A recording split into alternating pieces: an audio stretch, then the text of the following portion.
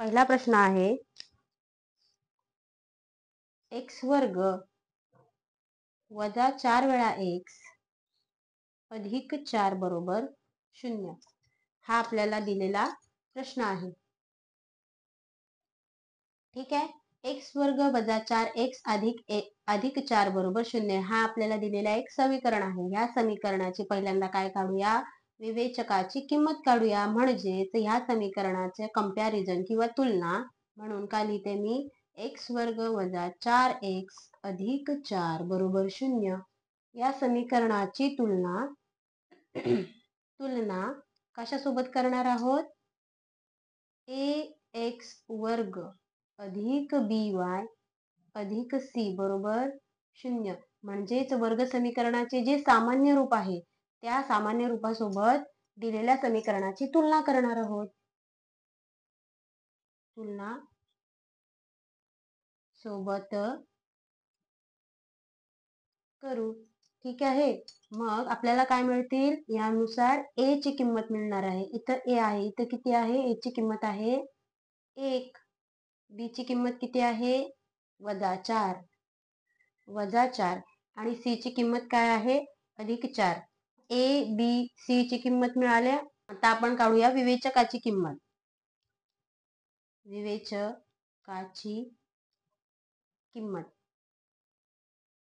विवेचकालाच काय म्हणतात, डेल्टा, हे ग्रीक लेटर आहे। ठीक आहे, मग आता इथं काय लिहूया, विवेचकाच्या किमतीचा फॉर्म्युला काय आहे, b वर्ग वजा 4 वेळा ac। b वर्ग म्हणजे काय, 4चा वजा 4चा वर्ग वजा 4 गुणिले a ची किंमत काय आहे 1 गुणिले c ची किंमत काय आहे अधिक 4। मग 4चा वर्ग किती, 4 चोक 16 वजा 4चा वर्ग सुद्धा अधिक 16च येणार वजा 16। आता इथं काय 4 एके 4, 4 चोक 16 म्हणजे वजा 16 वजा 16 बरोबर 0। विवेचकाची किंमत किती आली, 0 आली। आपण बघितलेलं जेव्हा डेल्टाची किंमत 0 असते तेव्हा काय आपण म्हणू शकतो, मुळे वास्तव असतात व समान असतात। मग तेच आपण लिहू, मुळांचे स्वरूप काय आहे, म्हणून x वर्ग वजा 4x अधिक 4 बरोबर 0 या समीकरणाची मुळे कशी आहेत, वास्तव व कशी आहेत, समान आहेत, समान आहेत। पहिला प्रश्न समजला। पहिल्या प्रश्नामध्ये विवेचकाची किंमत काय आली, 0 आली। जेव्हा डेल्टाची किंमत 0 एवढी असते तेव्हा त्या समीकरणाची मुळे वास्तव असतात व समान असतात। आता गणित क्रमांक 2, प्रश्न क्रमांक 3 मधला दुसरा आहे 2y वर्ग वजा 7 वेळा y अधिक 2 बरोबर 0। मग आपण काय लिहूया, 2y वर्ग वजा 7 वेळा y अधिक 2 बरोबर 0 ह्या समीकरणाची तुलना कशासोबत करायचे आहे, ay वर्ग अधिक by अधिक c बरोबर 0 सोबत करू। a ची किंमत काय येणार आहे, म्हणून a बरोबर 2, b ची किंमत काय आहे वजा 7, b बरोबर वजा 7 व c ची किंमत किती मिळणार आहे 2। abc च्या किमती मिळाल्या। आता ह्याच्यावरून आपण काय करणार आहोत, विवेचकाची किंमत काढणार आहोत। म्हणून विवेचकाची किंमत काय आहे, डेल्टा बरोबर काय किंमत आहे, b वर्ग वजा 4 वेळा ac। b वर्ग म्हणजे वजा 7चा वर्ग वजा 7चा वर्ग वजा 4 गुणिले a ची किंमत आहे 2 गुणिले c ची किंमत काय आहे 2। a ची किंमत आणि c ची किंमत समान आहे। म्हणून आपण काय लिहू शकतो, वजा 7चा वर्ग, 7चा वर्ग काय आहे 49, म्हणून वजा 7चा वर्ग सुद्धा 49 येणार. वजा 4 चोक 16, 4 दोणे 8, 8 दोणे 16. काय उत्तर आलं, 49 वजा 16. 9तून 6 गेले राहिले 3, 4तून 1 गेले राहिला 3, म्हणजे काय आले 33 आले की नाही.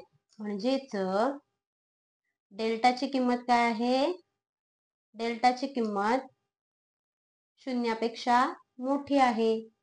ठीक आहे, जेव्हा डेल्टाची किंमत शून्यापेक्षा मोठी असते तेव्हा आपण काय म्हणू शकतो, ती मुळे वास्तव असतात व असमान असतात. म्हणून या समीकरणाची मुळे वास्तव असतील व वास्तव आणि असमान असतील. म्हणून आपण काय म्हणू शकतो, 2y वर्ग वजा 7y अधिक 2 बरोबर 0 या समीकरणाची मुळे काय असतात, वास्तव व असमान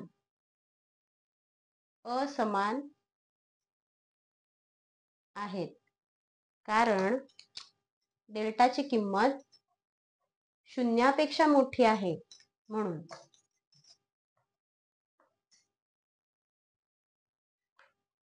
प्रश्न क्रमांक 2 समजला. प्रश्न क्रमांक 3 मधला दुसरा गणित समजला. आता आपण प्रश्न क्रमांक 3 मधला तिसरा गणित बघणार आहोत. प्रश्न क्रमांक तिसऱ्यातला तिसरा काय दिलाय, m वर्ग अधिक 2 वेळा m अधिक 9 बरोबर 0. ठीक आहे, मग दिलेलं समीकरण लिहायचंय, m वर्ग अधिक 2 वेळा m अधिक 9 बरोबर 0 या समीकरणाची तुलना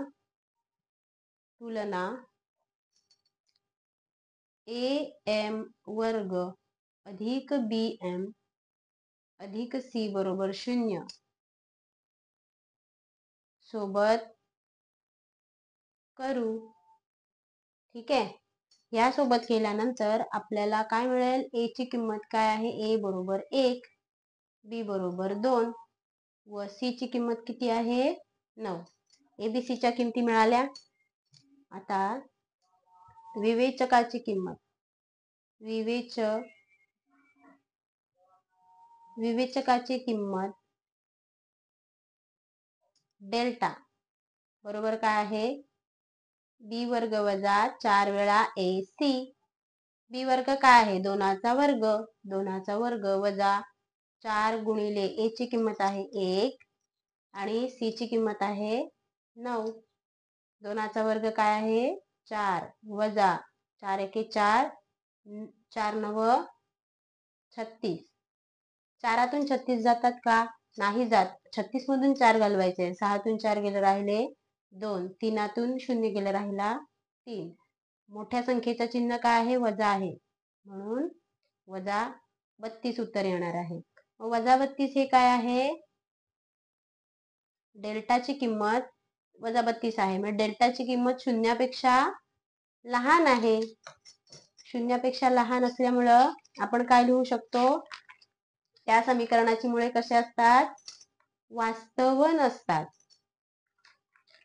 म्हणून आपण काय लिहू शकतो, म्हणून m वर्ग अधिक 2m अधिक 9 बरोबर 0 या समीकरणाची मुळे वास्तव नाहीत. ठीक आहे,